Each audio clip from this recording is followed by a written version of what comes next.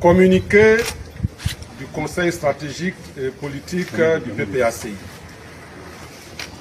Sur convocation et sous la présidence effective de son Excellence M. Laurent Gbagbo, président du Parti des peuples africains Côte d'Ivoire, PPACI, le Conseil stratégique et politique, CSP, élargi au président des organes centraux du parti, s'est réuni ce mercredi 15 octobre 2025 en séance extraordinaire au cabinet du président du parti, César Atoban, de 12h à 14h. L'ordre du jour a porté sur l'analyse de la situation politique actuelle en Côte d'Ivoire. Notre pays, la Côte d'Ivoire, est actuellement secoué par une grave crise préélectorale. Cette crise est née des dérives autocratiques de l'actuel chef de l'État, M. Alassane Ouattara, président du RHDP, qui refuse tout dialogue politique en vue de réunir les conditions d'élections inclusives, justes et transparentes, et s'obstine dans le même temps à briguer un 4e mandat anticonstitutionnel alors qu'il a instrumentalisé les institutions de la République pour écarter ses adversaires les plus sérieux, dont le président Laurent Gbagbo, candidat du PPACI, le ministre Cheikh Tidiane Thiam, candidat du PDCI-RDA, et le Premier ministre Pascal Affi-N'Guessan, candidat du FPI. Au cours de la session extraordinaire de ce jour, le CSP a entendu une communication du professeur Sébastien Dano-Djedje, président exécutif du parti, membre du comité de pilotage du Front commun PPACI-PDCI-RDA.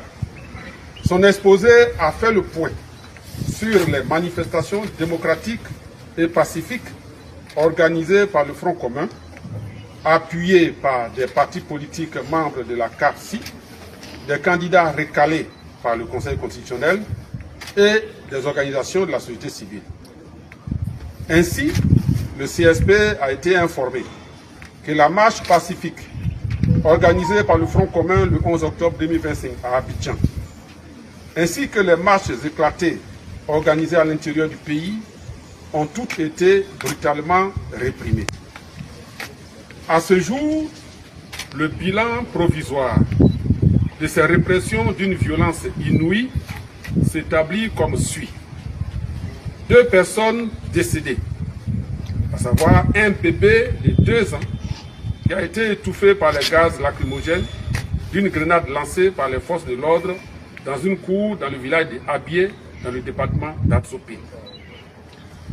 Le jeune Alouan Ernest, atteint au cou d'une balle tirée par les forces de l'ordre, est décédé quelques heures plus tard sur la table d'opération. Précision importante.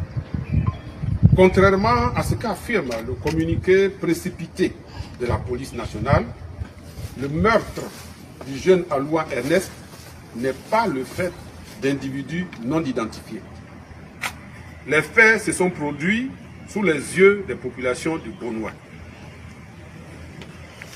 On dénombre également une trentaine de blessés et plus de 700 personnes interpellées, dont aujourd'hui 65 ont déjà été mis sous mandat de dépôt à la MACA. À cela, il faut ajouter les attaques perpétrées dans les domiciles et les multiples tentatives d'enlèvement des cadres de l'opposition.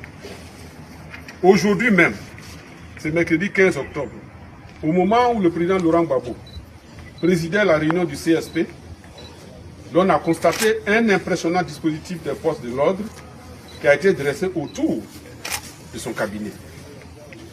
Le CSP salue la mémoire des victimes, adresse ses condoléances aux familles endeuillées.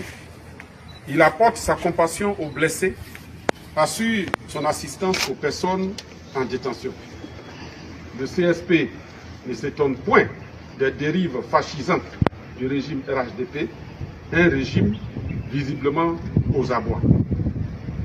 Face à la gravité de la situation, Le PPACI réaffirme sa détermination à poursuivre résolument et dans le cadre du Front commun, en liaison avec les autres partis politiques et les organisations de la société civile, le combat pour le respect de la Constitution, la démocratie et l'état des droits en Côte d'Ivoire.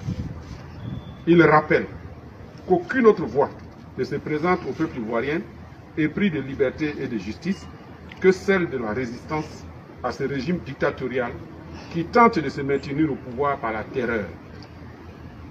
Le président Laurent Gbagbo, président du parti, a indiqué au CSP qu'il suit de très près les événements qui se déroulent depuis quelques jours. Il salue la détermination du peuple ivoirien à se battre pour le respect de la Constitution, pour des élections inclusives et démocratiques. Il lui exprime toute sa fierté et le rassure de sa solidarité. Il entend les cris d'indignation et de ras-le-bol des populations. Il a décidé de s'adresser dans les tout prochains jours au peuple de Côte d'Ivoire. Fait à Abidjan le 15 octobre 2025, le CSP.